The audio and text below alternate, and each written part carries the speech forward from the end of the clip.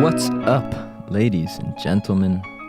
We're here in the booth, back at it again, getting my rusty interview chops de-rusted. And today, on the new show, which as usual does not have a name, but is somehow related to helping you grow a startup, a business, a team, a blog, whatever. Growth everywhere. Oh, maybe that's a name right there. Mm-hmm. Growth everywhere. With the purpose of that and getting a bunch of cool people in here to learn from, we have Kwun. Yay, Kwun! Thanks for having me. Yeah, we have Kwun from Kipwise. Now we're gonna leave what Kipwise does exactly now for a little bit later on. So that way you have to listen for more than 30 seconds to figure out what Kwun's doing. But to start off with, Kwun, Kipwise is a startup company, as they say. Yeah. And I'm curious why anyone in their right mind would decide to do a startup. Maybe it's a good opening question. For you, what's the beauty of startups? Yeah, I mean, actually, it was not my first startup. And before getting into the startup world, I had 1 year internship in a huge corporation. I'm not going to name it here, but it was such a boring experience, and I felt like I didn't, delivering anything. So, and I really want to, have some impacts on my work instead of just getting salary and sit there. I'm not sure what I was doing, so that's why I basically joined startup immediately after my graduation and just keep going until now. Yeah, cool. So you did the previous company you were in was called OneSky, right? Yeah. And at OneSky you were the CTO. Yeah. Which is kind of an interesting thing as well, maybe to talk about later, the transition from CTO to CEO. Well, I'm not sure if that's a good story. It's not a good story, but I think the transition part is kind of like switching roles, maybe is cool. But then, so that was in Hong Kong, right? You were with OneSky. How come you decided to come to Estonia? What was it about Estonia that was friendly for a startup founder? Well, actually, I didn't decide to come to Estonia. I basically decided to join another startup in Estonia, which is Jobatico. Yeah. That's it was the evening that I left my previous job. I saw a job ad on Facebook from Jobatico. I didn't even know where it is. I was like, I like the vision of making the world a more connected place. Then I applied the job. I got the job. They told me, okay, we'll fly you to Estonia. I was like, okay, fine, for sure. I know it's somewhere near Finland, and That's awesome. Actually, I didn't know this story. Yeah, and I flew here, and I landed, in the evening in mid-March 3 years ago. It was so cold because I didn't even have the jacket because I'm from Hong Kong. So you moved to the North Pole without a jacket. Yeah. So the first experience was like, it was so freaking cold. But then after living here for more than 3 years, I really like the city and really like the community, and I like how energetic the whole country has been. Yeah. Because let's say some haunted houses that I saw 3 years ago are already, really nicely designed apartments right now. This is a really interesting part of Estonia, actually. Yeah, so that's that's why I decided to stay and to observe or even be part of the story. Growth kind of thing. The growth story. Yeah. That's another story to talk about maybe, but growth story. Cool, so let's jump into some stuff. The idea behind this podcast is that maybe there's some cool stories that help people to that people can apply to their own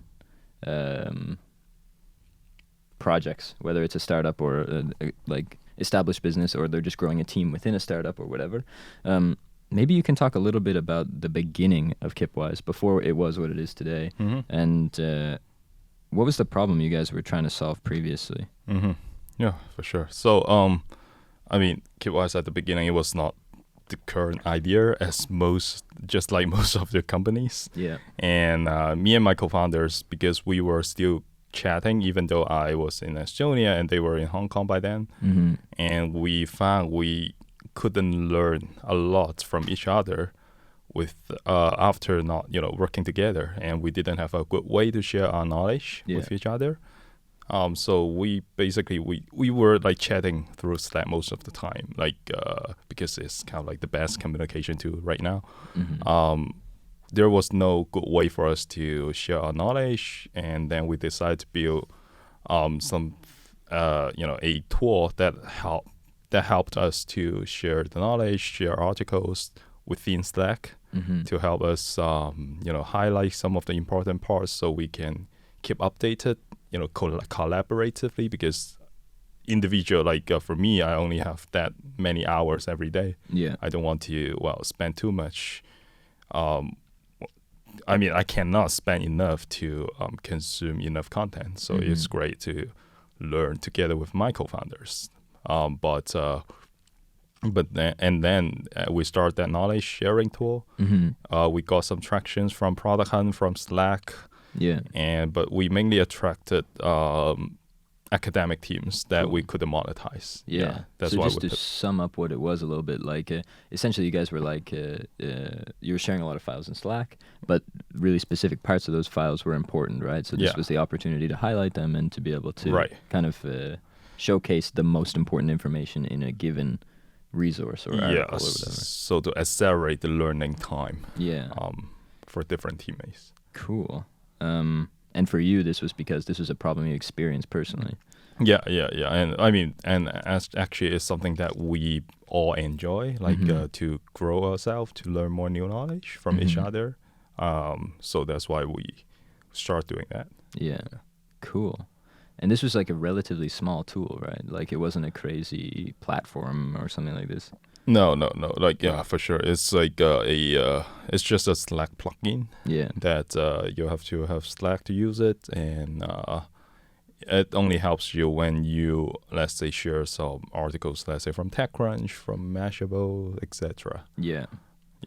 Cool. And you mentioned the traction a little bit, how you got it, but you guys had about 600 users before the pivot to the current project. Yeah. How did those first 600 get a hold of? How did you manage to get those guys on board? For users, maybe it's more than 1,000 because it was 600 different Slack groups. Okay.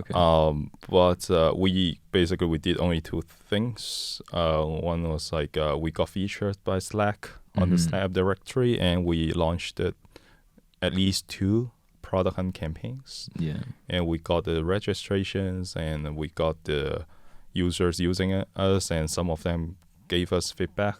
Yeah. Cool. How did you what was the trick to getting featured on Slack? Actually, that's interesting.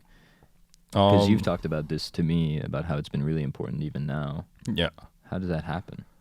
So I would say it's just it's of course be a good enough tool, because before that Slack the Slack team would basically go through the onboarding process and use your tool a bit to see what it is before featuring the tools. And another way is to just send them emails. It's just iTunes.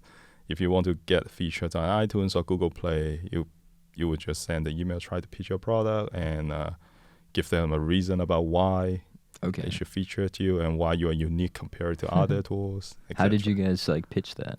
How did you get them to buy in?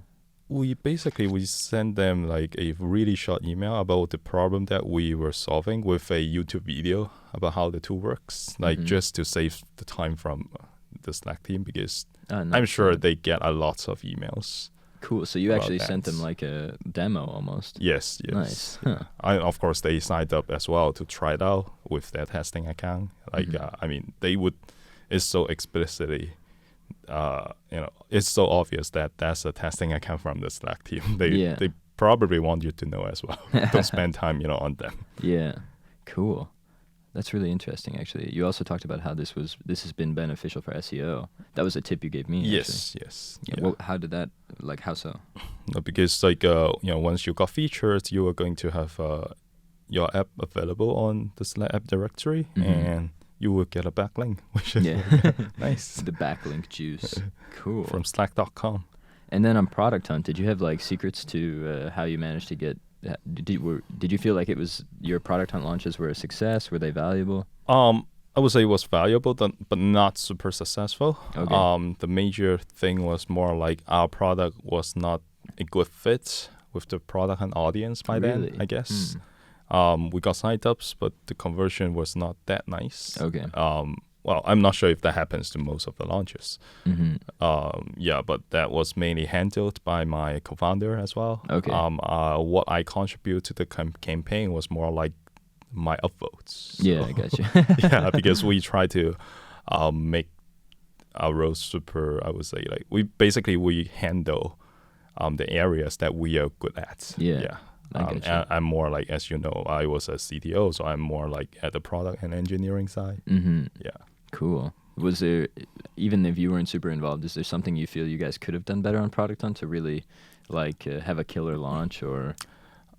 Yes, I would say like for sure. A lot of things that we could have done better, which, for example, like a better demo video that people can see, a better product.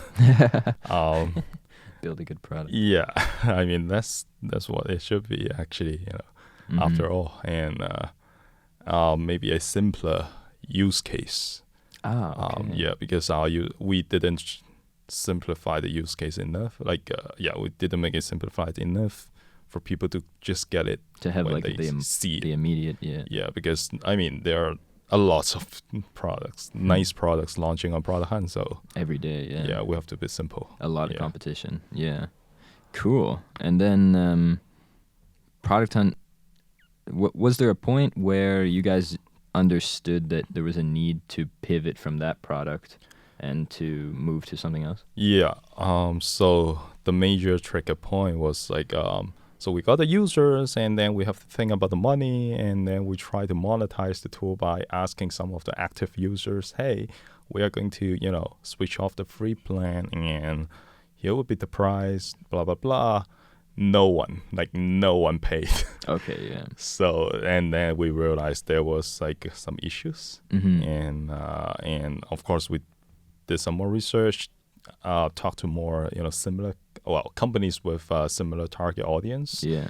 And basically the issue was like, it's very difficult for for founders without academic research background to build a product that fits the academic teams, which happened to be the initial customers initial users that we got.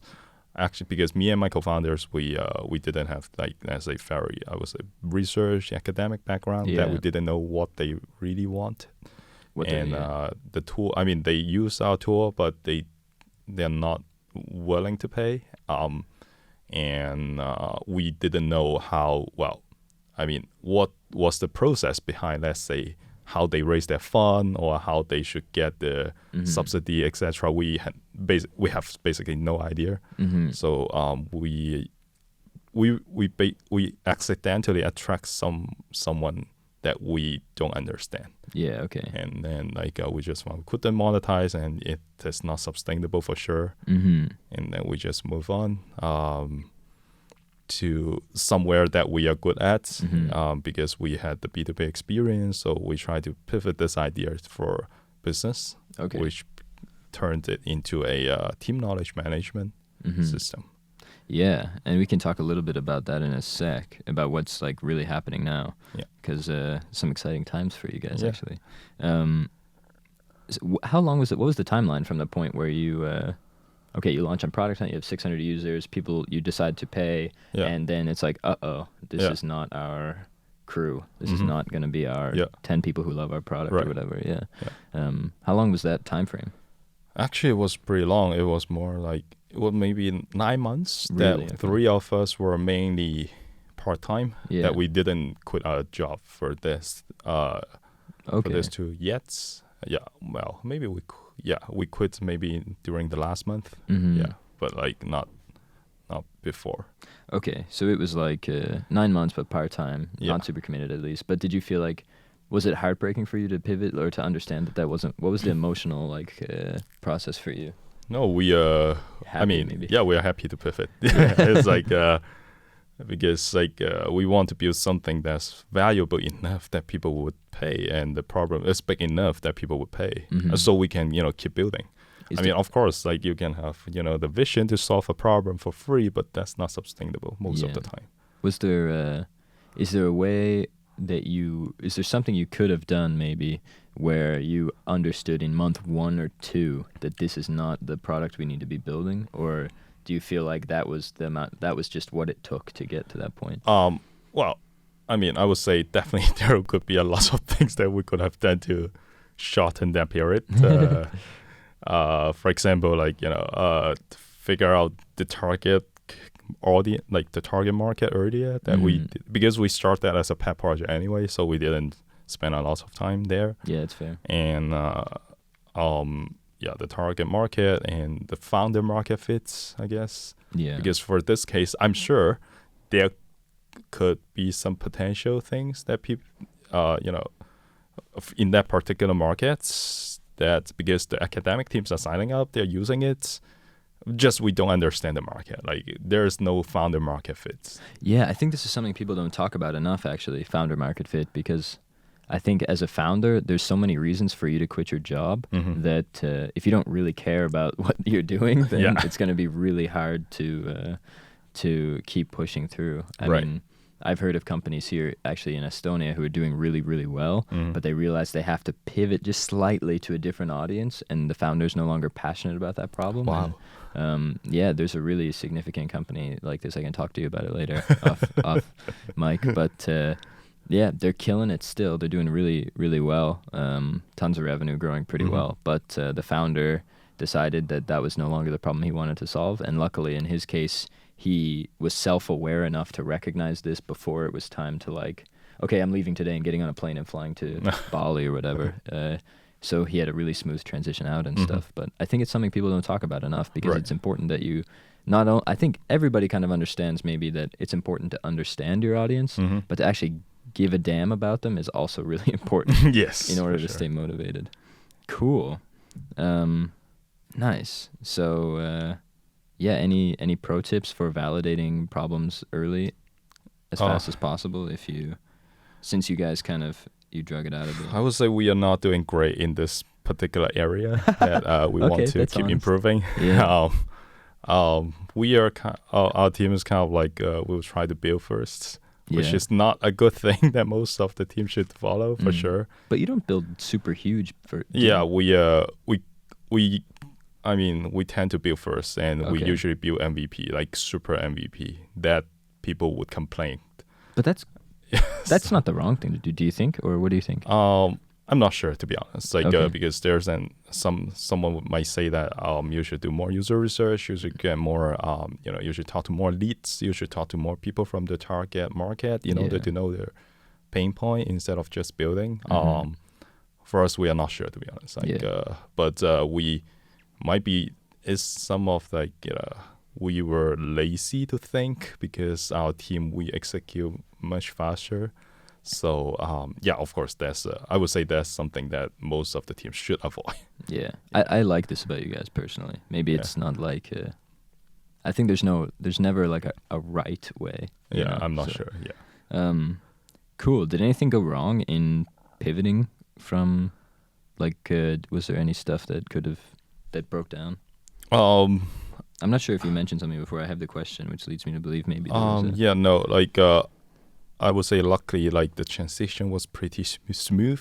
Of course, we still have some technical depths in our system, caused by the previous system, but it's not significant. Maybe it was because me and my co-founders, we already had a really long time, more than 4 years working together in previous company, and we had a lot of refactoring by then as well. So we kind of handled it smoothly. Yeah, there was nothing tricky. I would say the trickiest part is how to. It's more about how to nicely talk to the existing users that our tool wouldn't work for you in the future. Okay, yeah. I mean, if they're not willing to pay, I guess then they kind of understand maybe. I hope so. Okay. Nice. So now maybe you can pitch the current. What is Kipwise today? What is this thing, and what's different about it than what you were doing before? Sure. So Kipwise nowadays, it is a knowledge management tool that integrates with companies' daily workflow. because the major problem that right now we want to solve with Kipwise is like most of the knowledge management tools are not integrated with companies, people's workflow, that even though you set up a knowledge base for your team, most of your team members wouldn't write things there, wouldn't look up information there when they have questions. And it progressively, becomes a ghost town. But you should still pay for it. I mean, you will still pay for it, and you just hope for the best.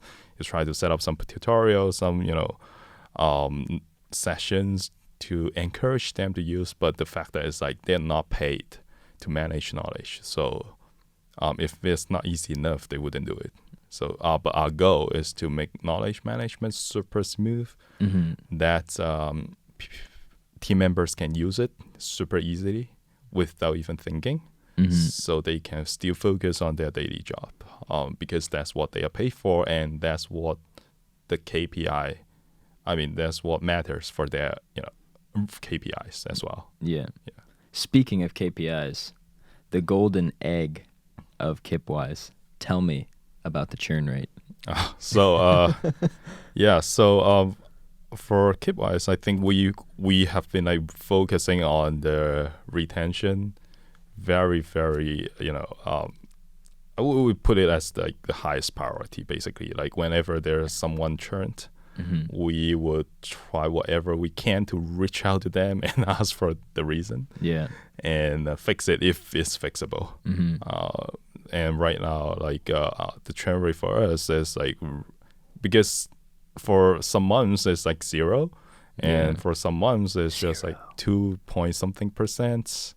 And the reason was they no longer use Slack. And so that means our churn rate is kind of the same as Slack right now. Yeah. And interesting enough, 2 of the churned customers actually came back after 2 months. We get back to Slack, so we start to pay for Kipwise again. Yeah, that's amazing. Why is it that you guys focus so significantly on retention? And why is it working so damn well? Teach us all out here. So for the retention part, we don't right now. We don't have a lot of customers yet. So that means I can still personally talk to them and to learn from their feedback. Yeah. And I mean, most of the people who are interested in startup might heard about the very, I would say, popular knife and program, do things that don't scale. Yeah.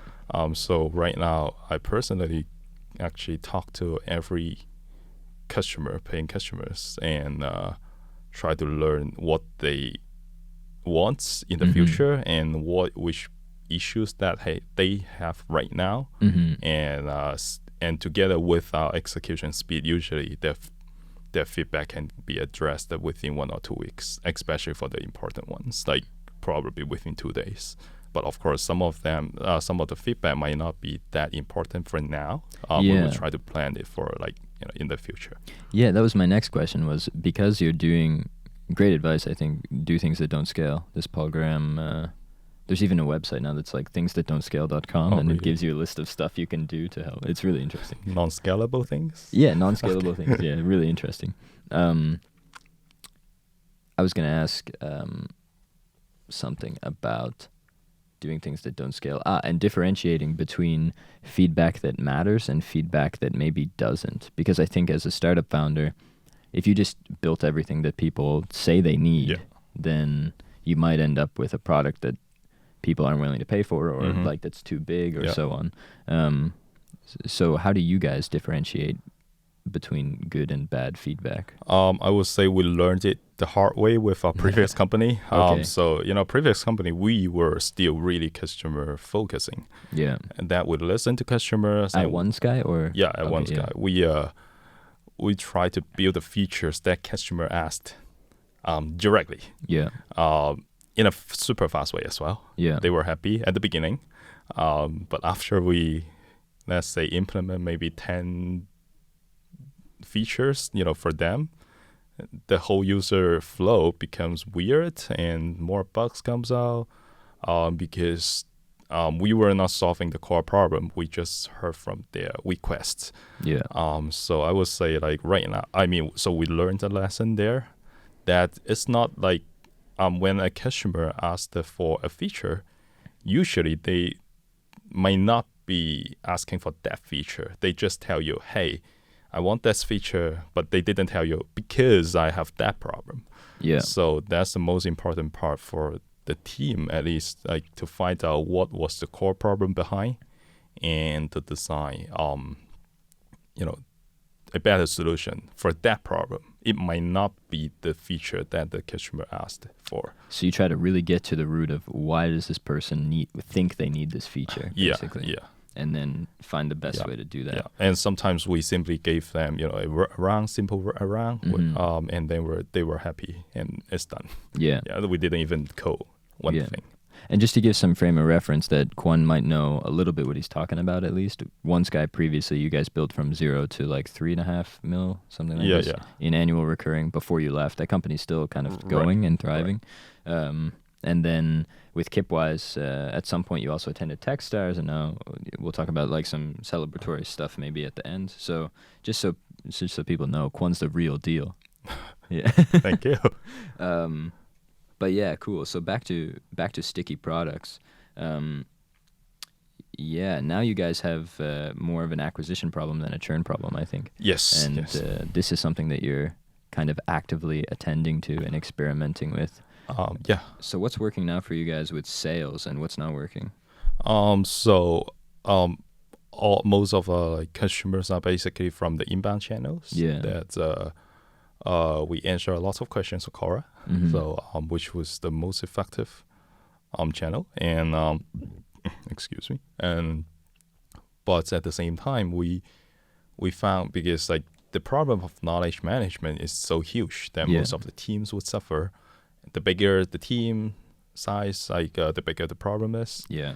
And when we, like the problem right now, when we approach like bigger leads, is it takes a long time to onboard them. Yeah. And they have different concerns for the PIC to onboard the whole team to use the PIC, like the person in charge. Oh, sorry. Yeah. Okay. Yeah. Cool. Yeah. Analogy or a little acronym there. PIC. I mean, I shouldn't use it because I think Elon Musk also explicitly tells everyone in their companies to not use their. Don't use acronyms, really? Yeah. I didn't know that. Yeah, maybe you should check it out because it kind of like increased the confusion, communication barrier. So yeah, let's get back to the topic. No, it's I wanted to ask as well about the Quora. Do you have any kind of like hot tips? Because Avery is getting into answering a ton of Quora questions. Do like you should do like things like buying upvotes or or what works and what doesn't. Yeah, I mean, so as I mentioned, we kind of like separate our job responsibilities super clear. So that was again my kudos to my co-founder. Yeah. Shout out co-founder. For me, like, I'm not the CEO that knows everything. I try to skip from the things that I'm not good at, not to bullshit too much. So. Yeah, you've had a problem with knowing everything in the past because then it's like you're the person to rely on. So right now, like I would say, for some of the issues, my co-founders actually know much better than me. But on Quora growth, I can say that Kwun's co-founder is answering like hundreds of questions on Quora. She's great. And a couple of the things that I've noticed, at least that she does, that's really interesting is she'll write a really, really good answer to a question that's essentially a blog post, but she writes it in such a way that it's kind of generally about knowledge management and about how your product solves that problem a little bit, and it's really strong. And then she'll use that answer several times, and this works super well. What kind of traffic are you guys driving from Quora, if you can talk about it? If you know. I don't. I'm sorry. No, that's okay. That's okay. Yeah. But yeah, every month you're growing still. So, and most of that comes from Quora. Yes. Yeah, I think that's cool. We can come back a little bit more structured, I guess. But back to sales cycle and stuff. What's the current problem with Kipwise and selling and this kind of stuff? Yeah. As I mentioned, like, let's say if there's like a 300 people team, they would need to worry about how to onboard the teammates to use Kipwise altogether, and usually they try to postpone the decision because it's not creating like super obvious problem yet. Yeah. And the CEOs are not going to blame them like asking for too many questions. And also at their size, usually they have something existing already. Yeah. That they want to migrate. So that's basically, like, to sum it up, is the co-star problem for companies that already have something available in the team. Yeah. And especially, I think in your case, like, if you have an existing knowledge base, to move it or to do something like this is pretty big leap. You have to have significant pain to just do that. So that's why we are planning like some more interesting features, unique and interesting features down the road to basically address this particular problem. Yeah, what's some of the stuff you're doing now, like generally, to overcome this problem and to close deals? Because I know still I do things that don't scale. I talk to the leads, and for some of the companies we even offer like free data migration if that's affordable. But it's not, I mean, it's not scalable. But I mean, at the same time, we would be able to learn more about what they really care about. So for us, it's more like, we are doing user testing with negative salary. So I mean, yeah, I see what you're saying. Like your users are paying you to teach you what they need, basically. Yeah, this is a super interesting way to think about it. Is there a way that you kind of came to develop this like way of thinking, or have you always had this like mindset of doing things that don't scale and really driving based on customer need? Or I would say like I mean, it's a game from one guy, like the learning, because we start once it was a localization company. We start the company with no one in the team, knows about localization. It was just a problem that we want to solve for another product, and because we knew so little things by then, then we have to learn from our customers who were in the industry, and of course we also read a lot of related information, but at the same time, like, they're not practical enough sometimes. So the best part is usually to know how the customers are doing their job every day manually. Then we figure out a way to help them to automate that part. That's why software is so great. I mean, and eventually takes over your job. Put yourself out of business again. Cool. I mean, so your current problems are pretty much like really long sales cycle. Have you found any tricks of the trade to like shut these long ones down, or is there anything that's like you kind of have a sense that maybe like an experiment is going to work or is working? Or I would say, unfortunately, we don't have conclusions yet right now. But for us, we believe like because this problem is so huge that our product after pivot, we are still too young. Like it's 1 year old. That we don't expect we can completely solve this problem. In 1 year with just 4 people. That's when it is such a huge problem. So we believe like down the road we would keep going there progressively, and we already see the momentum that we have been solving bigger problems that people are willing to pay more. That's awesome. Cool. So now the future. We talked about the past. We talked about the present a little bit and what Kipwise is. But I know you can't talk too much about what's going on. But I think it's fair to say that Kipwise is fundraising right now. That's like reasonable. We're not live either, right? So anything that you say will not be used against you in a court of law or on the internet. But can I remain silent? Can you say how much you're raising? Right now we're raising like $300K. Okay, cool. Like we are a remote team. Our burn rate is like extremely low, so everyone's happy. So we don't want to go for like crazy rounds and just scale too fast. Well, to be honest, that was also a lesson that I learned in my one sky time, that we hired too fast, and Really? the team culture got ruined a little bit. Like, well, not a little bit, actually, quite a lot. So. This was a big part of why you left, actually, I think. Right? It just didn't fit you. Yeah. No.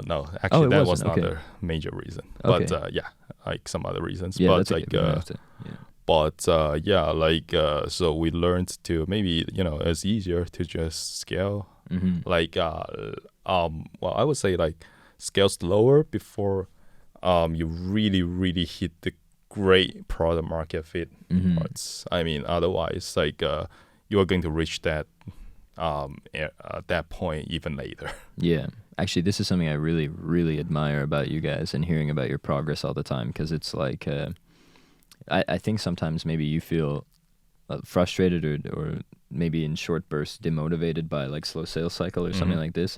But it's so cool for me to hear every month, like, yeah, we grew a little bit and we didn't churn any customers. For me, that's like the ideal situation, because that's how you find those scalable processes that you're talking about, I think. Yeah, thanks. I hope we can find it, and I would say I'm sure we will find it. Yeah, I think. Yeah, and I mean, there's actually a story that that influenced me quite a lot. It's like it's the story of 20 Miles March. Oh, I don't know this. Well, I mean, I'm not sure if I get all the details right, but you can check it out on Wikipedia. Yeah. It's about like two teams that want to reach Antarctica, and one team basically moves 20 miles every day, no matter what. It's like if the weather is great or if there's like crazy storm, they would move forward to the direction 20 miles a day. Yeah. Another team basically go a lot of miles when the weather is nice, stop there when there's storm. But at the end, like the team who moves 20 miles a day reached the goal, and another team actually dies in the middle. Wow. But like the learning is more like being consistent is more because you are going to face the bad weather anyway. Yeah. For sure. I mean, it's not going to be good weather every day. Mm-hmm. The major thing is like how your team is going to deal with the bad weather. Yeah. And still deliver the same thing like when it was good weather. This is such a cool story. Yeah, so I really like that story. I'm not sure if that's a real story or not, but it is actually. And the interesting thing about that is as well that the team had planned everything perfectly. The one that still died afterwards. Yeah.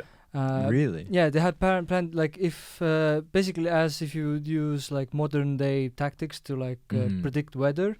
Mm-hmm.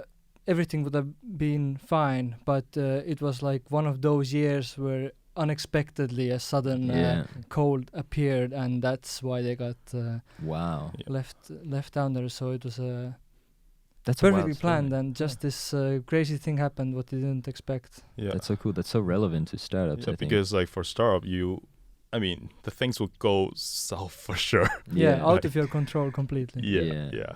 That's so cool. So the difference between good team and bad teams might be how they are going to tackle the bad weather. Mm-hmm. Like, I mean, if it's good weather, everyone can do well. Yeah. Anyway, so. Nice. I want to push a little bit more on stuff you guys do well, because I challenged you a couple times and, hey, what's going horribly wrong? What do you think what's easy for you now? Or what do you think you're doing really well that people maybe could learn from? I think this is sometimes bragging can be a good learning experience. Well, I'm not sure, to be honest. Like that consistency is one. Yeah, for us, like I would say we are persistent. Yeah. And we are consistent. Yeah. Yeah, and that's probably it. And I mean, me myself, I'm shameless, so I kind of like I will ask whatever. I would do whatever it takes to to get something that we need. Yeah. I guess like that might be something that summarizes the team. Mm-hmm. That's also some traits that I would look for when we are hiring right now. For information, we are hiring Python developers right now. Cool. Yeah. Go apply at kipwise.com / well, actually, probably Kwun at Kipwise.com. Yeah. Send whatever things at Kipwise.com because I will see it. But what are the kind of the traits that you're really like trying to pick out? Because I usually here's some interview tips maybe. I usually would ask like for of course their past experience, the major problems that they encountered previously, and how did they solve it. Yeah. And I would challenge them to see how open they are. I mean, because we don't want someone who's super defensive. Yeah. Because in startup, everyone does things wrong. Like even for let's say the founders, like we challenge yourself. Yeah. Like, yeah, you do a lot of things wrong anyway. Yeah. The most important thing is like you realize it, you improve it, and that's it. Yeah. Yeah. So I would say openers and consistency. Yeah, it sounds like when you're growing this team, you're focused a lot on understanding how they react to real world experience, which is kind of cool. Yeah. I like to ask questions about like how people feel when somebody else like takes credit for their work or this kind of stuff, where it's like you can see what kind of how they interact with the team, or how they might interact with the team and this kind of things. Because I think skill is easily measured, but the emotional part is a little bit trickier. Yeah, and I mean, I'm not sure if skill is that easily measured as well. So yeah, maybe not. Well, at least it becomes obvious really quickly, and it's easy to like address maybe. Yeah. Because we also had some cases back in, let's say, one guy that some people were super skillful, but they were not contributing a lot simply because some different reasons, basically. Yeah, I get you. Cool. Yeah, so now you're fundraising, you're gonna close this deal, you're gonna be like growing super fast, or what's the next step for Kipwise? What do you plan to do with this few $100K that you're gonna raise? I would say like we probably will not grow super fast yet. But we are going to make it be a more kick-ass product. Yeah. And, to build something that to solve the problem that no one else can solve in the market yet. Yeah. With the money, and then we believe with our inbound flow, I mean, we even have customer referrals already, like some referral traffics, without adding anything. That means we want to make the words of mouth even better. Yeah. Like down the road. Yeah, I think. Again, this is so cool. I think it shows like maturity of a founding team. And maybe this is something that I could have done better as we built Modash, but the maturity to not like, we're going to raise this money and then we're going to hire 30 people and we're just going to try to get that TechCrunch article headline kind of thing. So I think that's cool. Well, but I would say that's something that we want to learn from, other teams as well that we don't do great PR, so we wanted to put something on TechCrunch, just we couldn't. Yeah, I understand. That's cool. Nice. And one thing that's interesting, now I'm kind of just jumping around at what's interesting for me maybe, but do you plan to you do plan to continue to grow remote team? Yeah. What kind of challenges do you think you're going to face with this, or how do you overcome, do you find remote difficult now? Is it natural for you? Like I would say remote is super natural for us right now, like given our team history. Yeah. I guess I'm not sure if it works for everyone, but simply because me and my co-founders, we know each other so well. We worked with each other for so long that, we have all the trust in between. Because the biggest problem for a remote team is like you would kind of like lose trust to people. Yeah. Sometimes.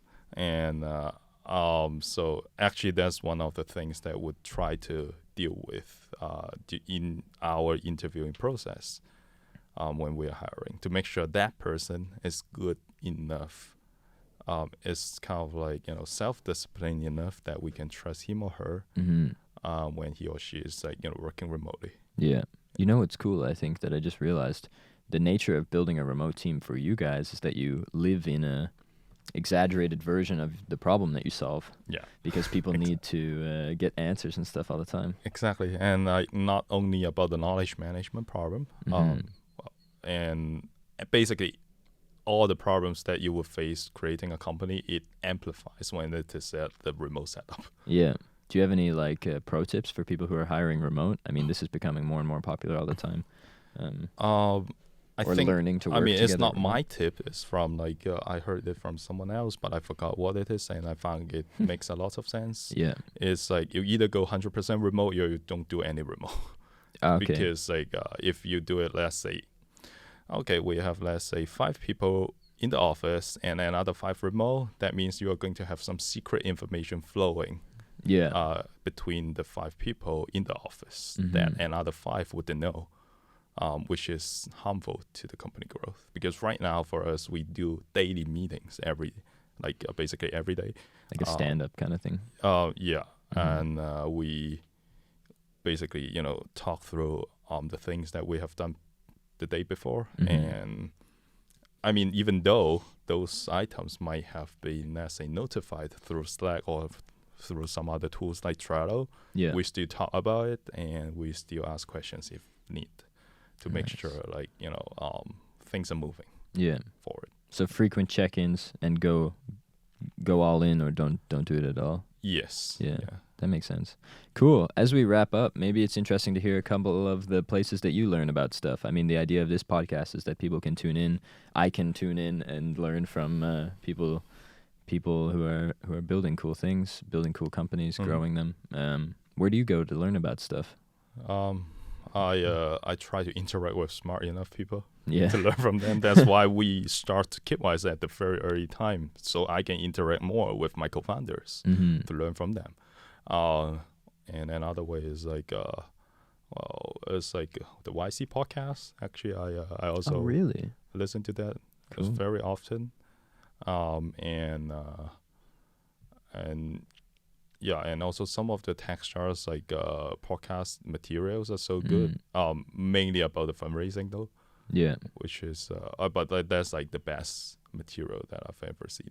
Really? And, yeah. The Techstars fundraising. I mean, it's different compared to other. I'm not sure if they do podcasts or it's like private materials, but I think you can find it on YouTube. Yeah, because you I can share the link it. later. Yeah. Cool. Yeah. And then like what else? Like basically I curate my Facebook friend list. Oh yeah. Yeah. Nice. So that means like only like basically most of the shares are from the smart people as well. Yeah. Oh, that's really cool. I'm doing that with Twitter right now. I finally started using Twitter because what I've done is I've blocked out all my social media pretty much. So right now, if I go to Facebook, there's no feed there. Oh, I have a Chrome extension that blocks like Facebook, Twitter feed, everything. Really useful tool. But on Twitter, it's getting really interesting because now I'm like, I follow a bunch of founders who are kind of at similar stages, us or Kipwise, and then I follow like the bigger dudes too, and it's just there's interesting conversation circles happening, and this is a really interesting place. Yeah. Maybe check it out. Yeah, I would love to. I have been learning how to use Twitter for quite many years. I still don't have a good feeling. Yeah. Me neither. It also took me a long time. I think now the trick is to to find a few people who are like purposefully interacting with, like if you and I purposefully interact with each other on Twitter and with other people doing interesting stuff, that's how you kind of build a little momentum and get some interesting and really good. I think it's a decent place to build an audience still if you can get in real conversation. Yeah. But cool, Kwun, thank you so much. Is there anything else you want to say? Do you want to give one more little?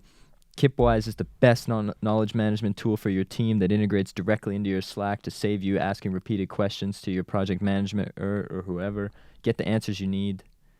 Do the work you need to do. Focus on things that get stuff done instead of asking repeated questions. Would you like to say anything like that? Exactly. That's the thing. Can I hire you to be ourselves? I can be your radio voice. Welcome back, everybody, to the Kipwise podcast. It is 11:59, 1 minute to 12 o'clock, and today we're going to talk about answering questions. Well, I'm flattered, but thanks. Yeah, that's how Kipwise works. So sign up on kipwise.com. Sign up on Kipwise.com. Modash uses Kipwise. We love the product. We love the team. Yeah. Super. Thanks so much for being here, man. Yeah, thanks for having me. Very cool. Yeah, that was good, I think. Yeah, and thank you very much for the Estonian Business School for providing us this lovely studio where we can See how fancy this stuff is? Startups can't afford this kind of stuff, but if you have awesome people like EBS, then, which you probably don't because EBS is, one of a kind. Thank you, EBS. Thank you, Kwun. Thank you, you. Matthias. Thank you, Matthias Marcus, the man behind the magic. Thanks, Modash. All right, let's wrap this thing up. Click.